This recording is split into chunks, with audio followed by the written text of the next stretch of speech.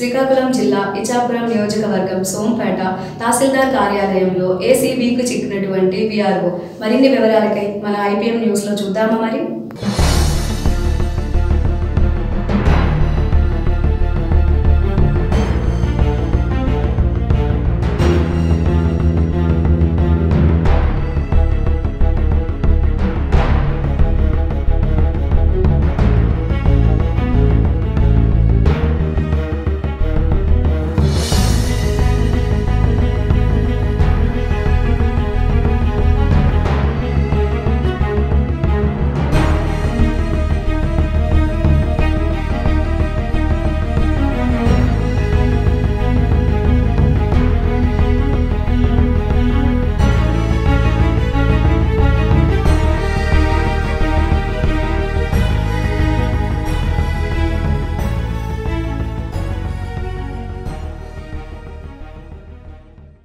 సోంపేట తహసీల్దార్ కార్యాలయంలో సోంపేట మండలం సోంపేట పంచాయతీకి చెందిన రైతు వినోద్ కృష్ణ తనకు బార్వ పంచాయతీ పరిధిలో ఉన్న భూములను తన పేరున పాస్ పుస్తకాల గురించి గత కొన్ని రోజులుగా వీఆర్ఓ కృష్ణదాస్ చుట్టూ తిరుగుతూ ఉన్నాను అని ఆయన లంచం కావాలని వేధించడంతో శ్రీకాకుళం ఏసీబీ వారికి సంప్రదించాను.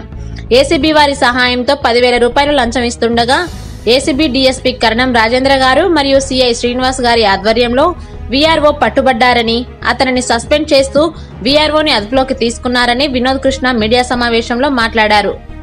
సోంపేట గ్రామస్తులు తూముల వినోద్ కృష్ణ గారికి బార్వ పంచాయతీ లిమిట్స్ లో అంటే రెవెన్యూ విలేజ్ లిమిట్స్ లో 3 ఎకరాల 4 సెంట్లు భూమి అలా ఫాదర్ ద్వారా లాస్ట్ ఇయర్ 17లో రిజిస్ట్రేషన్ అయ్యింది.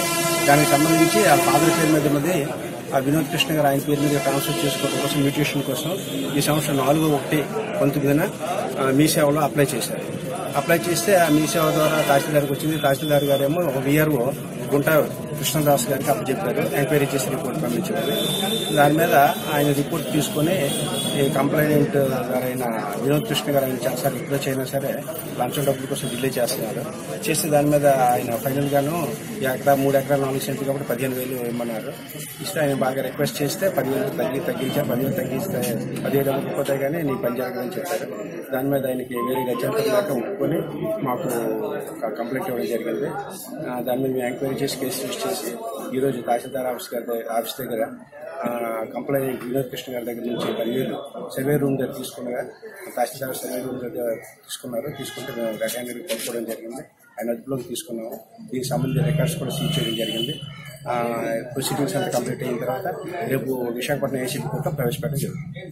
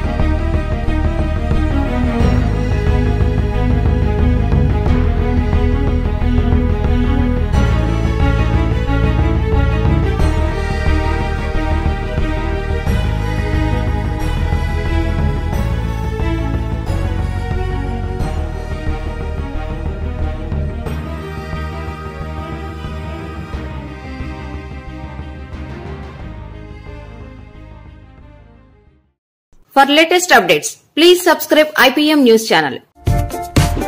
ఈ వీడియో నచ్చినట్లయితే లైక్ చేయండి మరియు షేర్ చేయండి.